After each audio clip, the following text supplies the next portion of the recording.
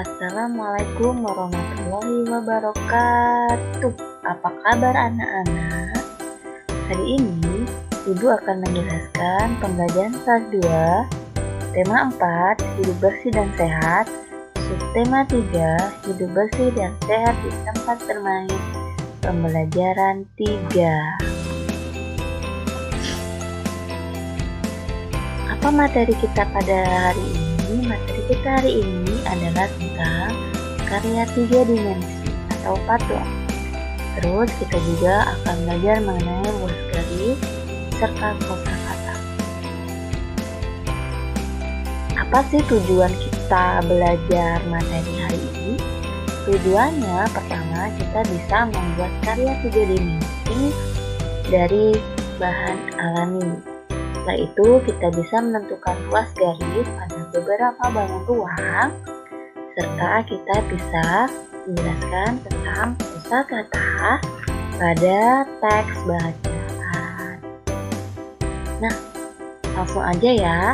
Kalian bisa melihat gambar. Di samping ada gambar ceret dengan gelas, tempat pensil, ada seperti boneka dan seperti guci. Tahukah kalian bagaimana cara membuatnya? Pertama, siapkan tanah liat dan air secukupnya. Lalu siapkan triplek atau papan kayu sebagai alat. Ketiga, siapkan gambar atau model. Keempat, tempatkan tanah liat di atas triplek atau papan kayu sedikit demi sedikit. Kelima, pijat-pijat bahan hingga mendekati bentuk yang diinginkan. Keenam, tambahkan bahan jika kurang. Sebaliknya, kurangi bahan jika berlebih. Ketujuh, sempurnakan bentuk dengan alat bantu.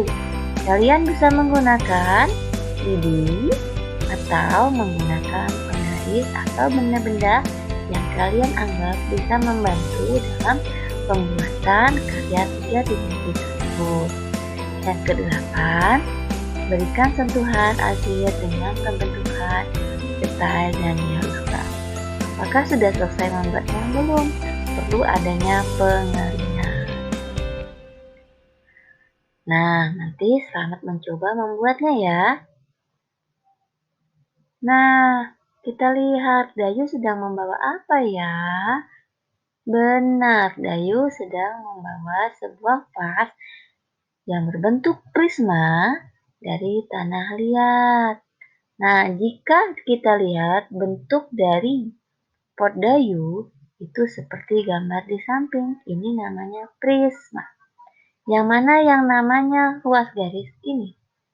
Di pinggir-pinggir ini namanya ruas garis.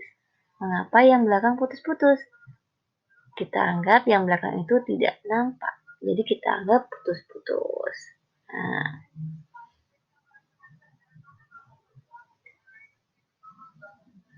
Nah, kalau begitu mana saja yang merupakan ruas garis pada prisma?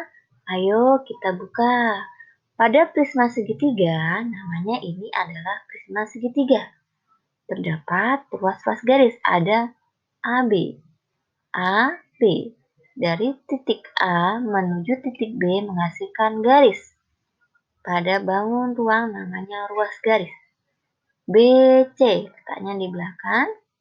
Dari titik B menuju titik C namanya ruas garis BC. Terus ada lagi AC, dari titik A menuju titik C. Dan seterusnya, kita lihat di bagian atasnya ada DE, EF, DF. Setelah itu ada ruas garis penyangganya, ada AD, bisa diperhatikan, BE, serta CF. Jadi kita hitung sama-sama ada berapa ya ruas garisnya?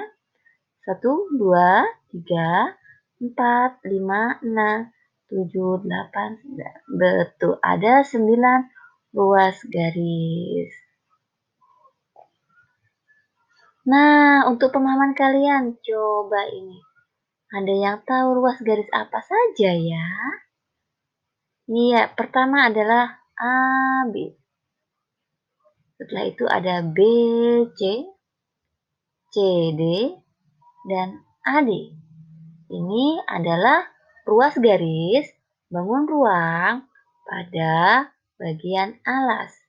Setelah itu ada sisi yang ke atas, ada AE, BE, CE, dan DF. Sampai di sini sudah dipahami ya? Jika belum dipahami, silakan bertanya pada Bapak Ibu Guru yang ada di kelas. Nah, tadi kita belajar mengenai kosakata dalam materi ini juga. Di sini, ketika kita membuat kerajinan, dengan tidak sengaja akan menciptakan lingkungan yang kotor. Di sini ada sebuah teks yang berhubungan tentang tempat yang kumuh dan becek itu harus dibersihkan. Tempat yang kumuh dan becek harus dibersihkan. Tempat kumuh membuat lingkungan bau. Bau tidak enak akan membuat tempat tidak nyaman. Udara di sekitar menjadi tercemar.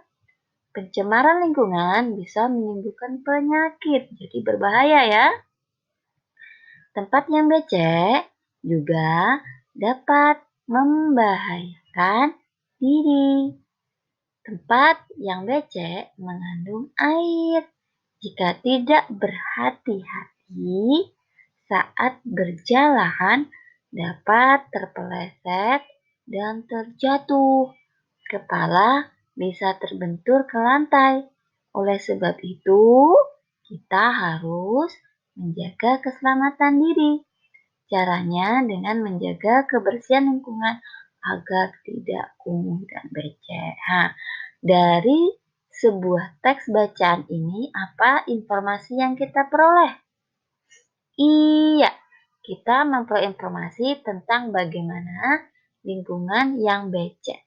Bagaimana lingkungan yang kumuh itu? Yang pertama, dia berbau. Baunya itu bau tidak sedap, membuat tempat menjadi tidak nyaman. Udara tentu akan tercemar karena bau.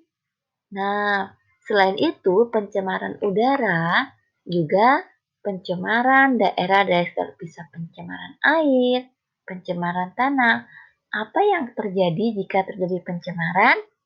Ia akan menimbulkan beberapa penyakit. Bisa diare dan lain-lain ya, atau bahkan penyakit kulit. Nah, tempat yang becek itu juga untuk kalian anak-anak, itu juga sangat berbahaya. Ketika kalian bermain di tempat yang becek, banyak mengandung air, jika tidak hati-hati kamu akan terpeleset, kalian akan terpeleset. Jika di dekatnya banyak batu-batu, apa yang akan terjadi? Ia akan terpeleset dan kepala kita akan terbentur. Bahkan bisa menyebabkan cedera yang harus dibawa ke rumah sakit. Bagaimana caranya supaya lingkungan tidak kumuh dan becek? Tentu kita harus sering menjaga kebersihannya. Nah, nanti kalian akan membuat beberapa kalimat tentang lingkungan yang becek dan kumuh menurut bahasa kalian sendiri-sendiri, menurut pemahaman. Sekian, terima kasih video pembelajaran pada hari ini. Kritik, saran yang membangun sangat saya butuhkan untuk kedepannya yang lebih baik. Terima kasih.